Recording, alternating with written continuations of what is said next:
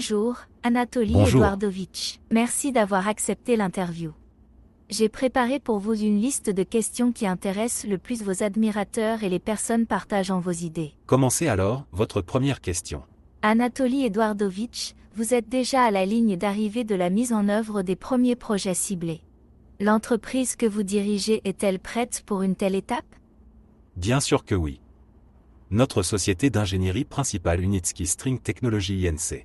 a été fondée en 2015. Jusqu'en 2021, c'était la période de création d'un produit commercial de transport et d'infrastructure prêt à entrer sur le marché mondial. Pendant ce temps également, une équipe a été rassemblée ingénieurs, concepteurs, constructeurs, designers, chercheurs de dizaines de spécialités, structurés dans plus de 50 bureaux d'études, départements et directions. Cela a permis de créer, de maintenir et de développer un produit industriel très complexe. Et c'est l'essentiel. Seulement 6 ans pour créer un produit spécifique à l'industrie, qui est la solution de transport et d'infrastructure UST, c'est très peu en fait. C'est un temps record, car ce produit de marché comprend une estacade de rails à cordes, une infrastructure de deuxième niveau, stations, gares, terminaux de marchandises, aiguillages, système de contrôle automatisé, matériel roulant. Il s'agit de véhicules électriques sans pilote sur roues en acier, appelés véhicules électriques, ainsi que l'approvisionnement en énergie et les communications. Nous avons également établi une sorte de record, même dans les pays les plus industrialisés, avec le soutien de l'État, des produits de transport et d'infrastructure, tels que les chemins de fer à grande vitesse, par exemple, au Japon, et les trains à coussins magnétiques, ont été créés plusieurs fois plus longtemps avec un ordre de grandeur plus de financement. Il convient également de noter que l'ensemble du processus de création, par exemple, d'un nouveau modèle de voiture ordinaire, à partir de zéro, et jusqu'à son entrée dans le salon de l'automobile, les plus grands constructeurs automobiles prennent aujourd'hui en moyenne les mêmes 6 années. Et cela malgré le fait que la voiture elle-même, ainsi que ses technologies de base et ses composants ont été inventés au XIXe siècle. C'est-à-dire, il y a plus de 100 ans. Maintenant, imaginez que les constructeurs automobiles, comme nous, devraient parallèlement concevoir, construire, certifier, bien sûr, financer également une infrastructure fondamentalement nouvelle, qui existe pour le transport routier. Il s'agit notamment des routes, des ponts, des viaducs, des échangeurs, des points de changement, des gares, des garages, ainsi que du système de contrôle automatisé, de l'approvisionnement en énergie et des communications. La différence est évidente, tant dans la complexité de ces produits que dans leur processus de création et de financement. En fait, nous avons fait encore plus et en moins de temps. Cependant, nous ne nous arrêtons pas dans notre développement. Par exemple, nous avons assemblé un nouveau Unimobile, qui a aujourd'hui la configuration la plus efficace. Avec des machines similaires, nous allons dans des projets spécifiques. Lors de sa création, nous nous sommes appuyés sur l'exigence d'une efficacité énergétique et d'une productivité maximale dans les complexes UST, tout en maintenant un maximum de confort pour les passagers. C'est l'essentiel pour nous, bien sûr, la sécurité. Une caractéristique importante de la voiture est un champ visuel à 360 degrés. En passant, c'est notre premier Unimobile avec un tel champ visuel. Comme l'un des principaux avantages de nos systèmes est le déplacement au-dessus du sol, le champ visuel à 360 degrés permettra aux passagers de profiter d'une vue magnifique à vol d'oiseau. C'est ce que les clients veulent, c'est ce que nous pouvons offrir, contrairement au système de transport terrestre existant. Au cours des 6 années, nous avons non seulement créé tous les systèmes, sous-systèmes et éléments nécessaires du complexe de transport et d'infrastructure UST, mais nous les avons également testés. Et beaucoup de cela a été certifié. Nous avons déjà construit 5 types d'estacades de rails à cordes dans l'éco-technoparc. C'est en Biélorussie, nous avons construit le type 6 à Sharjah, aux Émirats Arabes Unis. Maintenant, nous avons la construction de 2 autres estacades sur la ligne d'arrivée, ou plutôt pas d'estacades, mais des choses plus complexes. Il s'agit de 2 complexes de transport et d'infrastructure UST. Cette diversité de solutions techniques nous a permis de développer la configuration optimale avec laquelle nous travaillons actuellement dans le cadre de projets commerciaux. Nous sommes sûrs que notre produit ne posera pas de problème ni aux clients ni à nous. C'est très important, d'ailleurs, car nous ne pourrons entrer sur le marché qu'une seule fois, nous n'aurons pas de deuxième chance. Mais nous n'avons pas peur, car ces 6 années nous ont permis de créer un produit et une équipe dont nous sommes absolument sûrs. On nous demande souvent, pourquoi sommes-nous allés si longtemps à des projets commerciaux? Je vais vous expliquer par l'exemple de l'un des projets aux Émirats Arabes Unis. Nous avons une commande payée pour une étude de faisabilité que nous avons exécutée l'année dernière. Cela nous a pris environ 3 ou 4 mois.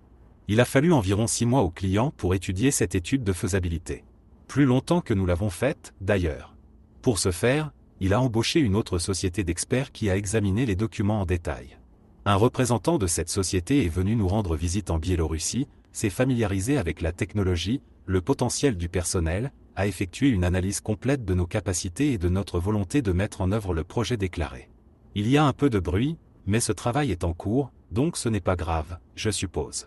Ensuite, la société de conseil a rédigé un rapport sur notre étude de faisabilité et l'a remis au client. Le client a étudié ce rapport pendant plusieurs mois. Sur la base de ce rapport, il nous a demandé d'effectuer une autre partie de l'étude de faisabilité, ce qui a pris 2 mois de travail supplémentaire à nos ingénieurs. Maintenant, ils effectuent une analyse de la deuxième partie. Parallèlement, des documents juridiques sont préparés pour la signature du contrat de conception. Tout ce processus a pris 1 an et demi et c'est de même dans la plupart des projets. La période depuis le début de la communication avec le client, jusqu'à la signature d'un contrat pour un projet d'infrastructure ciblé peut prendre plus d'1 an.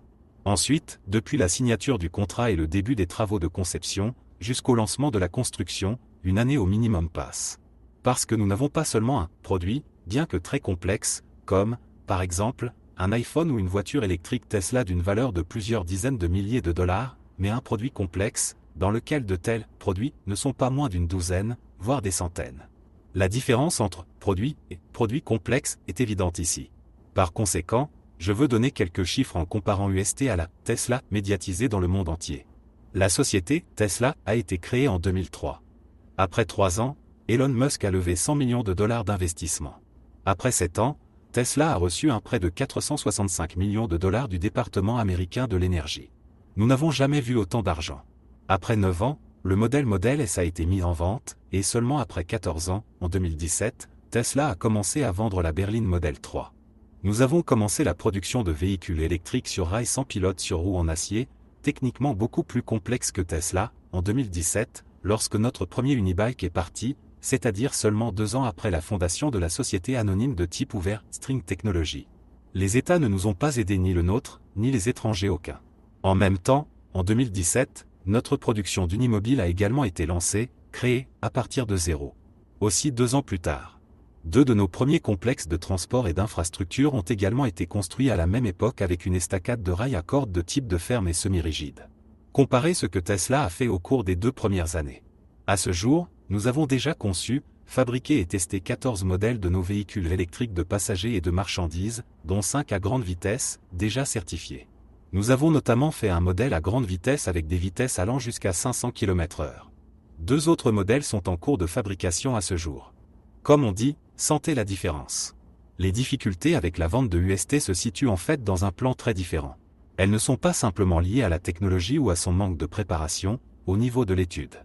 Nous devons organiser non seulement la vente de voitures électriques sur rail, comme l'a fait Elon Musk, mais nous devons former un nouveau marché mondial des transports et des infrastructures, du transport de 2e niveau, basé sur les technologies à cordes.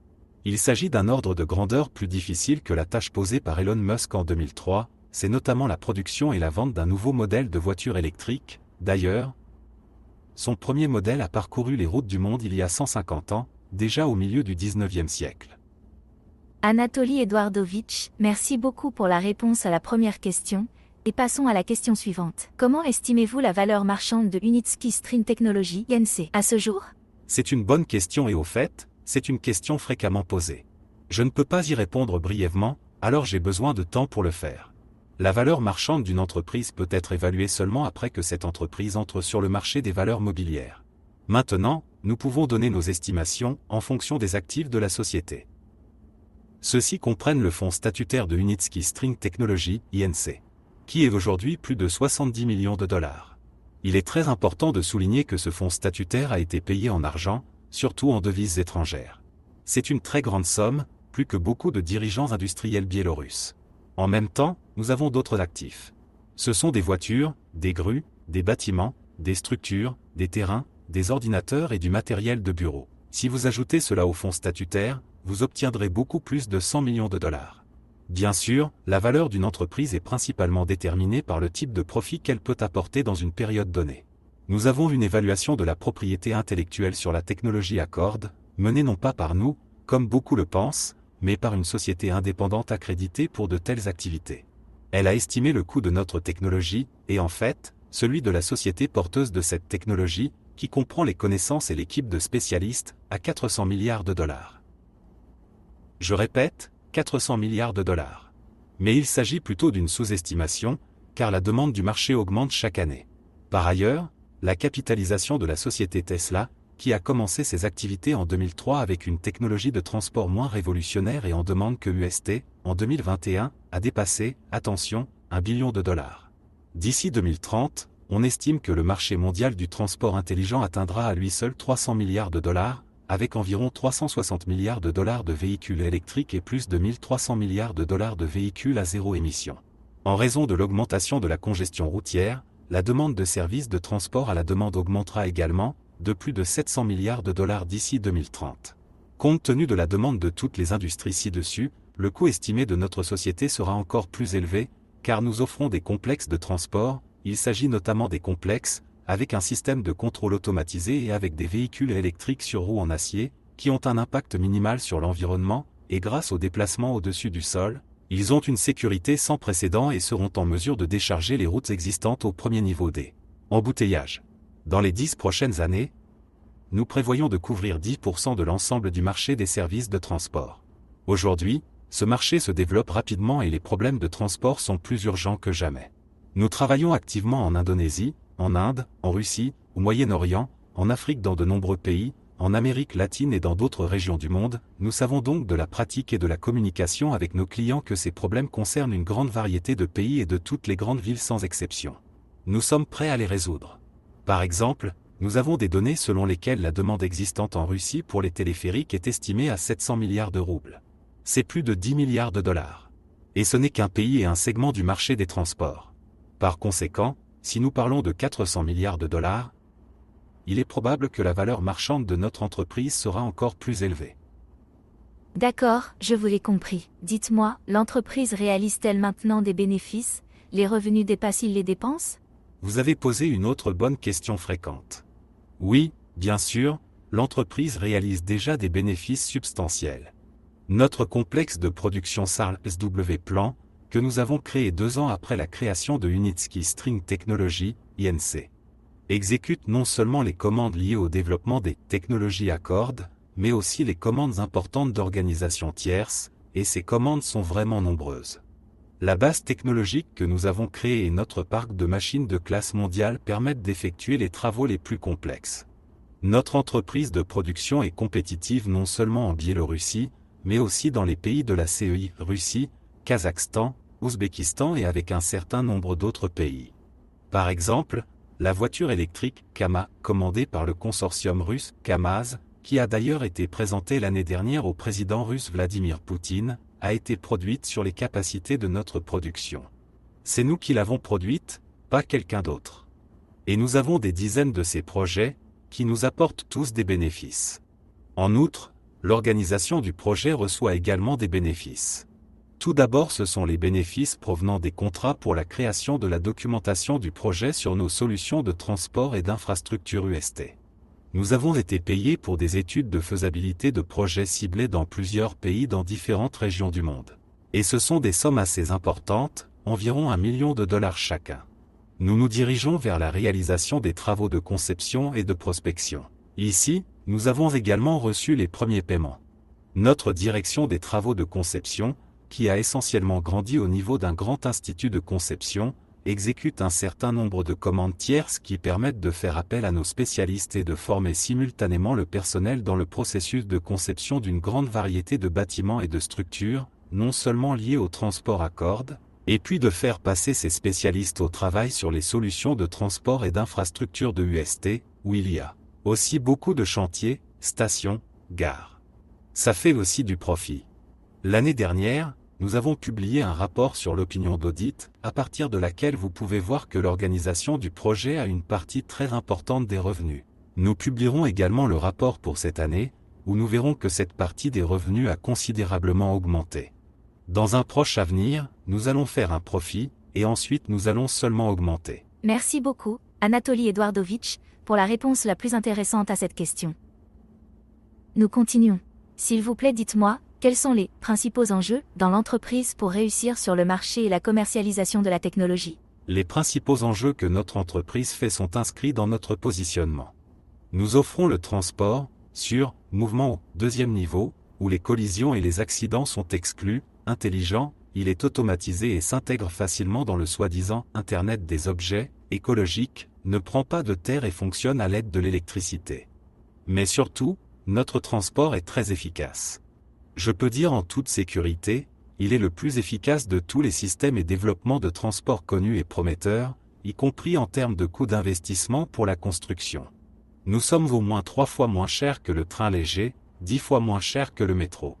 Par rapport au téléphérique, nous réduisons les dépenses en capital de 1,5 à 2 fois. Cependant, vous pouvez voir et vraiment faire un tour sur notre transport pas dans un jeu d'ordinateur, comme beaucoup offrent leur technologie, mais dans le centre Husky dans les Émirats Arabes Unis et dans l'éco-technoparc en Biélorussie. En termes de coût d'exploitation, nous gagnons également beaucoup par rapport aux autres systèmes. Les dépenses d'énergie pour le mouvement de nos véhicules électriques sur des roues en acier avec des rails à cordes sont beaucoup plus faibles que la consommation d'énergie, de carburant, et donc d'argent pour le mouvement des autobus, des trolleybus qui ont des pneus, c'est une très grande résistance au mouvement, des cabines de téléphérique, où la roue roule sur une corde, qui a également une très grande résistance au roulement de la roue, des trains sur le coussin magnétique. C'est une illusion chez la plupart des habitants. Les spécialistes savent la vérité, ce qui n'est pas si facile, pousser et faire marcher, non.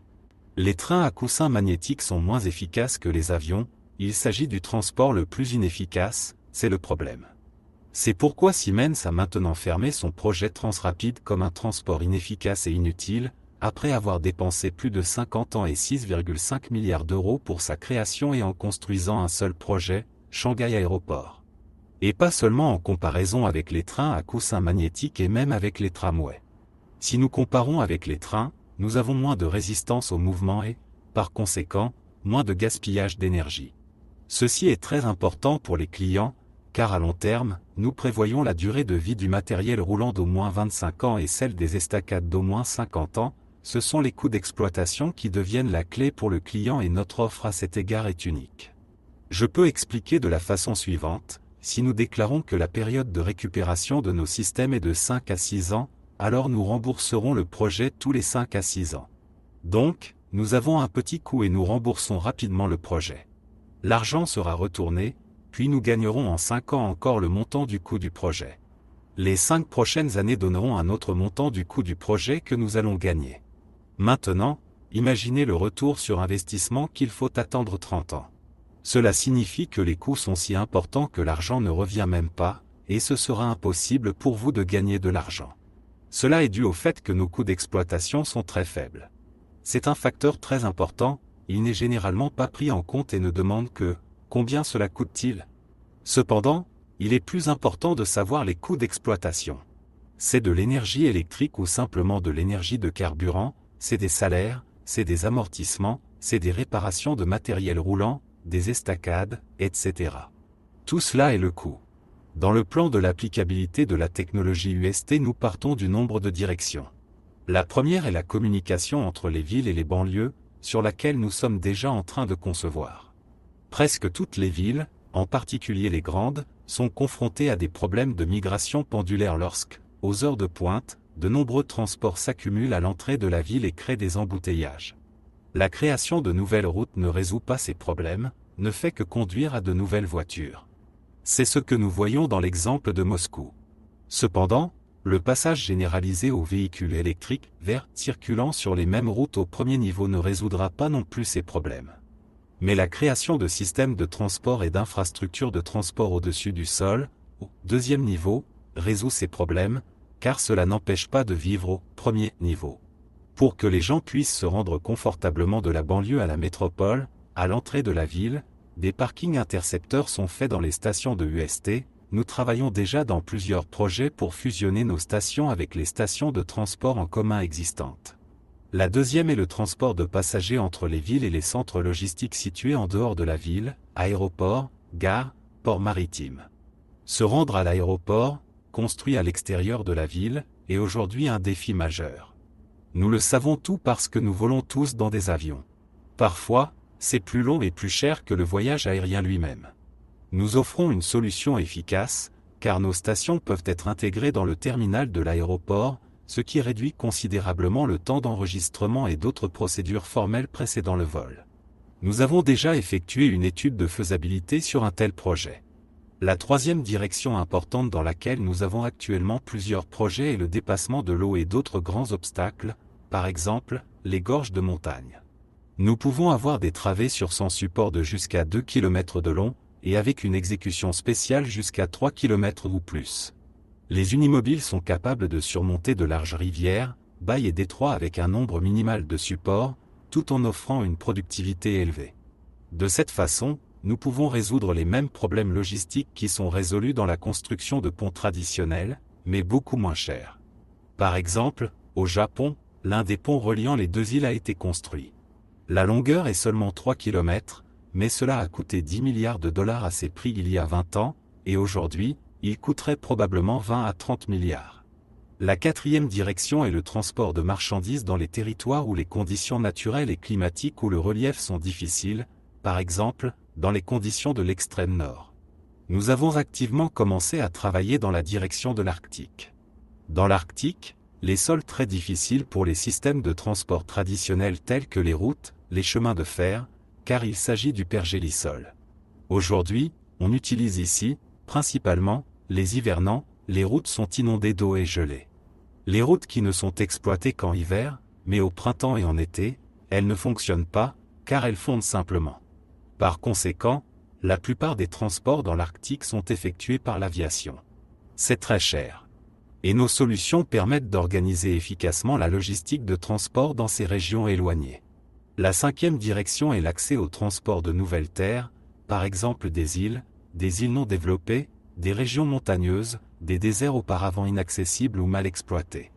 Nous intégrons les complexes UST dans les zones de développement, pour assurer leur accessibilité en matière de transport, y compris leur connexion avec les régions existantes, par exemple, connecter les îles avec la côte. C'est une solution très attrayante pour de nombreux clients, car l'intégration des complexes de transport UST dans les projets de développement permet d'augmenter la valeur marchande de l'immobilier par la suite. Par exemple, à Dubaï, le coût de l'immobilier le long de la ligne de métro, quand il a été construit, a augmenté de 1,5 fois. Cela signifie que, d'une part, le développeur résout le problème de l'accessibilité des transports pour les clients, et de l'autre, il augmente sa rentabilité provenant du projet en raison de la croissance de la valeur de l'immobilier. Nous avons un tel projet dans la phase finale aux Émirats arabes unis, d'ailleurs. Et, enfin, la sixième direction est le transport de passagers dans les territoires avec des exigences accrues en matière d'environnement, et ce sont les parcs, les réserves naturelles qui sont des zones spécialement protégées.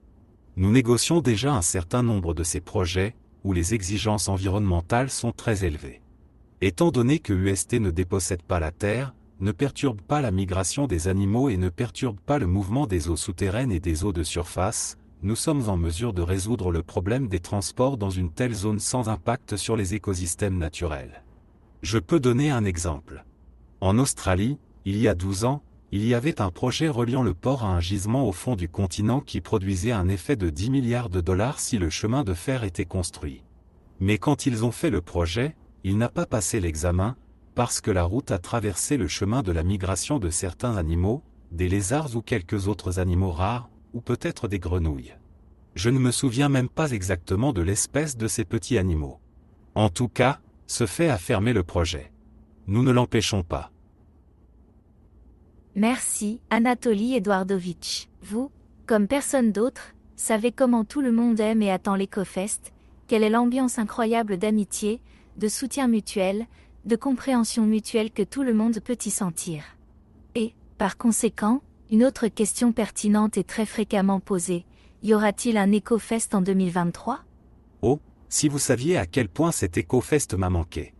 Parce que le dernier que nous avions était en 2019. Les événements en ligne, c'est différent. Par conséquent, bien sûr, il est nécessaire que vous puissiez voir les yeux, que vous puissiez communiquer, parler avec les autres, etc. Par conséquent, nous prévoyons d'organiser le prochain EcoFest en mars ou avril 2023 déjà en direct, ici, dans les Émirats arabes unis, à Sharjah, et de l'organiser en l'honneur du lancement d'un nouveau complexe de transport et d'infrastructure qui est en construction ici et qui est en phase finale de construction à Sharjah. C'est un complexe avec une estacade de rails à cordes de type lourd, avant cela, nous avions toutes les estacades de type léger. Qu'est-ce que cela signifie ? Ceci est pour le mouvement du matériel roulant pesant jusqu'à 60 tonnes. J'ai dit que c'était le poids d'un char lourd, mais en fait le char lourd pèse moins. C'est une charge supérieure à celle d'un char. La longueur des travées est de 144 mètres, il n'y a que 2 travées, et les principales sont de 288 mètres. Ce sont de très grandes travées. La rivière de Moskova n'a pas plus de 300 mètres. C'est-à-dire qu'en une seule travée, nous pouvons traverser la rivière de Moskova. La longueur de l'estacade de rail à cordes est de plus de 2,5 km, compte tenu de la section non contrainte qui permettra au matériel roulant de partir du niveau du sol. Nous avions prévu de partir de la gare, mais pour le faire il est nécessaire de monter sur l'ascenseur, sur l'escalator ou sur les marches, mais tout le monde ne peut pas le faire à cause de l'âge ou d'autres raisons. Par conséquent, nous avons décidé de faire un secteur pas encore précontraint, descendre de la station vers le bas et y faire un pavillon qui servira de station au niveau du sol la plus simple, où vous pouvez monter dans notre voiture, monter et continuer le déplacement sur la piste. Nos unibus à 25 places peuvent descendre et commencer le mouvement d'en bas. De plus, ils sont capables de se réunir dans des trains d'une capacité allant jusqu'à 250 personnes. Il s'agit de l'unibus, qui va maintenant à Sharjah, je parle de ce véhicule. Cela permettra à Unibus et aux porte-conteneurs Unicon d'une capacité de charge allant jusqu'à 35 tonnes la nouvelle génération d'Unimobile lourd, déjà la 5e, de démarrer à partir du sol et de montrer la possibilité d'installer la station au niveau du sol. En même temps, lorsque nos Unimobiles monteront déjà sur la piste, il sera possible de se déplacer à la vitesse tant attendue de 150 km/h. C'est la solution la plus proche de ce que nous allons bientôt mettre sur le marché, car auparavant, nous ne pouvions pas obtenir de telles vitesses. Parce que, premièrement, il n'y avait pas de piste lourde, deuxièmement, les pistes d'essai précédentes étaient très courtes. Le lancement de cette ligne est une étape très importante et obligatoire avant d'entrer sur le chantier de la plupart des projets commerciaux en cours. Par conséquent, beaucoup de clients attendent le lancement de cette ligne en service et en démonstration. Je pense qu'on va chronométrer l'EcoFest avec cela. Mais comme nous ne savons pas exactement quand notre voiture viendra de Biélorussie, j'appelle 2 mois. Et si la voiture arrive plus tard, comment va-t-on faire l'EcoFest? Nous devons donc encore préciser la date de l'EcoFest. Il est nécessaire de surveiller le mouvement de la machine, car il faut traverser les frontières pour conduire au port, de là par la mer à travers différents canaux, Suez et autres, puis par les océans. En fait, c'est autour du globe avec des surcharges. C'est un très long chemin, mais que pouvons-nous faire? À l'avenir, nous serons en mesure d'organiser la production d'Unimobile ici, dans le pays où nous allons construire des pistes. Il n'y aura pas de tels problèmes. Et notre dernière question. Anatoly Eduardovitch, pensez-vous que la société sera en mesure de surmonter la crise économique dans le monde? Êtes-vous sûr du succès de la société UST? Regardez combien de forces majeures nous avons eues. Combien d'entreprises et de start-up sont mortes, je pense, qu'il y en a des millions dans le monde qui ont fermé. Des millions d'entreprises, pas moins. Nous avons survécu. De plus, nous nous développons avec succès. Selon l'expérience mondiale, l'un des moyens les plus efficaces de sortir des crises économiques, et maintenant elle est en cours, pour les États et le lancement de grands projets d'infrastructures. C'était le cas aux États-Unis, par exemple, lorsque la construction de routes et de leurs infrastructures, y compris la soi-disant « Amérique sans étage », je vis en dehors de la ville et je travaille dans la ville, a aidé à faire face à la crise économique et a réduit le taux de chômage dans le pays pendant les années de la Grande Dépression. C'était le cas en Allemagne dans les années 30 du siècle dernier, lorsque la construction d'autoroutes est devenue une puissante incitation à la relance de l'économie du pays, puis à son développement intensif. C'est pourquoi nous pensons que la crise à venir ne fera qu'accroître la demande des États pour des solutions nouvelles et plus efficaces en matière de transport et d'infrastructure, et le mot « infrastructure » est encore plus important que le mot « transport ». C'est ce que nous proposons, d'ailleurs. La crise frappera plutôt les industries existantes, les usines, les fabriques, les constructeurs automobiles, car le pouvoir d'achat de la population diminuera considérablement. Mais pour les technologies liées à la construction logistique et au développement spatial des territoires, des pays et des continents, la demande ne fera qu'augmenter, ce qui assurera le succès de nos technologies à cordes. Nous observons déjà cette tendance, la demande pour notre technologie augmente d'année en année, surtout récemment. Nous sommes prêts à fournir notre technologie, la meilleure technologie de transport et d'infrastructure au monde, à tous nos clients. Merci beaucoup, Anatoly Eduardovitch, pour votre interview intéressante et très fascinante. Il ne me reste plus qu'à souhaiter du succès dans le développement de l'entreprise et de la technologie. Merci, nous évoluons et c'est très visible. Et même en ces temps de crise, nous avons accéléré le rythme du développement quelque part. La raison pour laquelle l'entrée sur le marché est retardée, je l'ai expliqué. Parce que j'ai sous-estimé. Les experts ont sous-estimé la complexité de la technologie en complexe, la difficulté d'entrer sur le marché. Si nous vendions du dentifrice ou de la bière, des hamburgers ou des iPhones, croyez-moi, nous les vendrions déjà par millions. Mais nous avons un produit très différent. Pourtant, les succès sont visibles et nous sommes déjà sur le marché. Nous avons déjà reçu et recevons toujours des commandes, et nous gagnons déjà sur cela.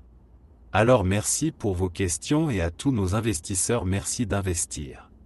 C'est grâce à vous que nous existons, que nous travaillons, que nous évoluons.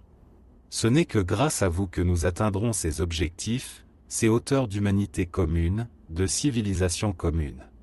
Ce dont nous parlons, c'est de sauver la planète, c'est en fait le cas.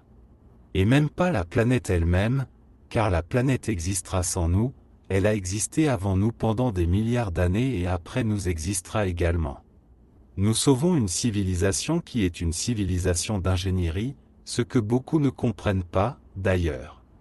Ils pensent que notre civilisation a été créée par les banquiers, les politiciens, les philosophes, les économistes. Le mot « technocratique » ou « technogénique » est déjà devenu un juron. Mais la technocratie n'est pas à blâmer. Si j'ai fait un couteau pour couper le pain, et que quelqu'un a pris un couteau et poignardé quelqu'un, tué, est-ce ma faute ? Je suis ingénieur. Donc, tout ce qui nous entoure, tout ce que nous possédons, tout ce qui nous permet de vivre, est créé par des ingénieurs comme moi. Par conséquent, notre civilisation est celle d'ingénierie. Notre civilisation a choisi cette voie il y a environ 2 millions d'années, lorsque le premier inventeur sérieux, nous ne connaissons pas son nom et ne le saurons jamais, a inventé le feu. Ce n'est pas seulement qu'il a allumé quelque chose, c'est le début de la cuisson sur le feu, de la friture de la viande, de la cuisson des pots, du chauffage. C'est le début de ce qui s'est ensuite transformé en locomotive à vapeur, en voiture, en moteur à combustion interne, en moteur à réaction, en fusée. Tous ces processus thermiques, même le raffinage du pétrole, etc. C'est aussi à partir de là que vient le premier feu toutes ces technologies. C'est pourquoi vous financez la technologie d'ingénierie. Vous êtes ceux qui se soucient de l'avenir. L'avenir n'est pas seulement le vôtre, mais aussi celui de nos enfants, nos petits-enfants et nos arrière-petits-enfants. Merci beaucoup. Vous et moi, nous allons remplir notre mission jusqu'au bout, peu importe ce que cela vaut. Merci beaucoup, Anatoly Eduardovitch.